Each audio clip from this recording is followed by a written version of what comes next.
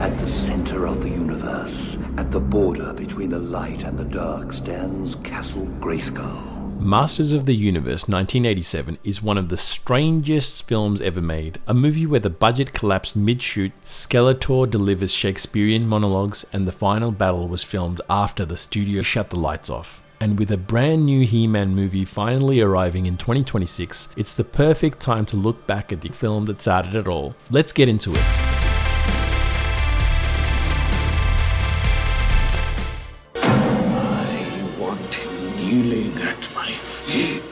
Number 1. Frank Langella took the role for his son and then went full Shakespeare on Skeletor. Langella signed on because his kid loved He-Man and couldn't stop saying all the catchphrases. But once he put on the skull mask, something snapped in a good way. He rewrote the lines, added dramatic flourishes, and delivered every speech like Skeletor was auditioning for Hamlet. To this day, he calls it one of his favorite roles, and I really have to admit that the way he delivers some of his dialogue, I am more than man, more than life. you can tell who's a great actor and who isn't. Blade. Number 2. Blade's actor wasn't just acting, he was a real weapons master. Anthony DeLongis trained actors in swordplay and whip combat. So while everyone else was swinging props like they were made of foam, because they were, Blade moved like he was in a completely different movie, one with a budget. You might remember this guy from a bunch of other 80s and 90s action movies as a bad guy, like Roadhouse. He was the assassin in MacGyver and a bunch of other ones. I am Gwildor of Thenor, locksmith and inventor. Number 3. Gwildor didn't exist before the movie, and Mattel only made the toy afterward. The filmmakers needed a cheaper alternative to Orko, whose floating effects were too expensive. So they invented Gwildor, a character who looks like a cross between Orko and a garden gnome. Yeah, and so basically they just, hey, he's a toy now.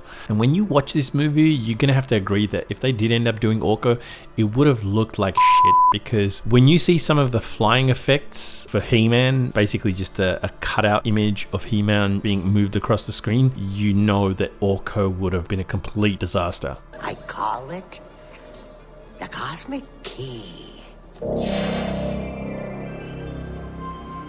Number 4. The Cosmic Key was invented for the film. Basically, the whole plot about the Cosmic Key wasn't from the cartoon or the toy line. It was created entirely for the film. Design was inspired by real electronic instruments. Its spinning prongs and glowing lights mimic 1980s synthesizer interfaces. Its tones were built using real synth techniques, giving it that lost 80s progressive rock album vibe. And that main theme is just pure gold.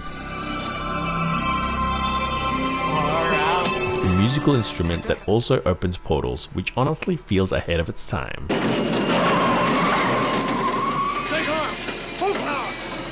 Number 5. The pink Cadillac uses the same power down sound as the DeLorean in Back to the Future. Yes, it's the exact same sound effect. Canon Films couldn't afford Back to the Future level effects, but they could afford to borrow the noises.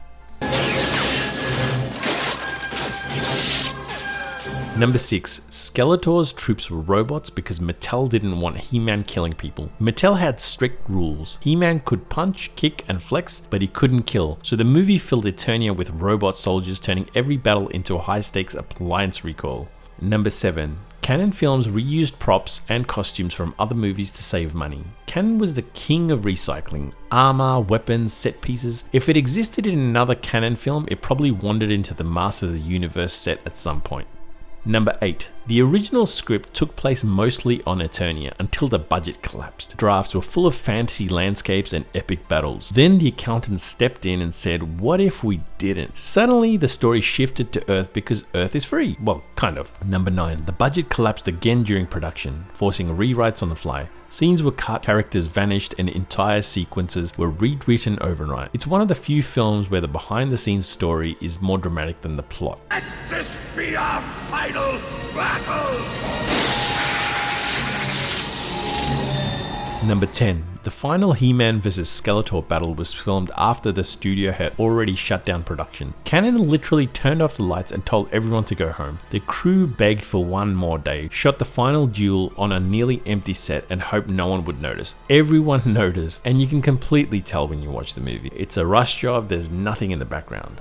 Number 11. A full sequel script existed, but it was recycled into a Jean-Claude Van Damme movie, Cyborg. Canon had already built sets and costumes for Masters of the Universe 2. When the franchise tanked, they repurposed everything into Cyborg. So yes, Van Damme accidentally starred in the ghost of a He-Man sequel. Number 12. Mattel ran a contest where the winner got a role in the movie. Imagine entering a toy contest and suddenly you're on set with Dolph Lundgren. It's the most 1980s marketing stunt imaginable. Unfortunately for the person that won, it was mostly just a walk-on role and they were under a mask and costume, so you never really got to see them really. Fight them. Number 13. The movie bombed partly because it released after He-Man's popularity had already collapsed. By 1987, the toy line was dying, the cartoon was off the air, and kids had moved on. The movie arrived like someone showing up to a party 2 hours after everyone had left. Hey, I've been looking for you. Number 14. Dolph Lundgren's casting. A lot of people complain that another reason for the film's failure is Dolph Lundgren's casting as He-Man and his mullet hairstyle. Well, tall, big, shredded, blonde, tick, tick, and tick. My personal opinion is the filmmakers would have been hard pressed to find anyone else that looked the part better. As for the mullet, well, it was the 80s and the style at the time. The original He-Man bell haircut wouldn't have been any better, trust me. Number 15. The movie diverged so far from the He-Man lore that many fans didn't recognize it as an adaptation. Between the Earth setting, the new characters, and the missing Eternia locations, fans were confused. Some kids thought it was a different franchise that just happened to feature a guy named He-Man. That's just stupid. Over time, the film developed a cult following. It's messy, ambitious, and unintentionally hilarious. In other words, perfect cult movie material. Masters of the Universe is one of those films that refuses to fade away.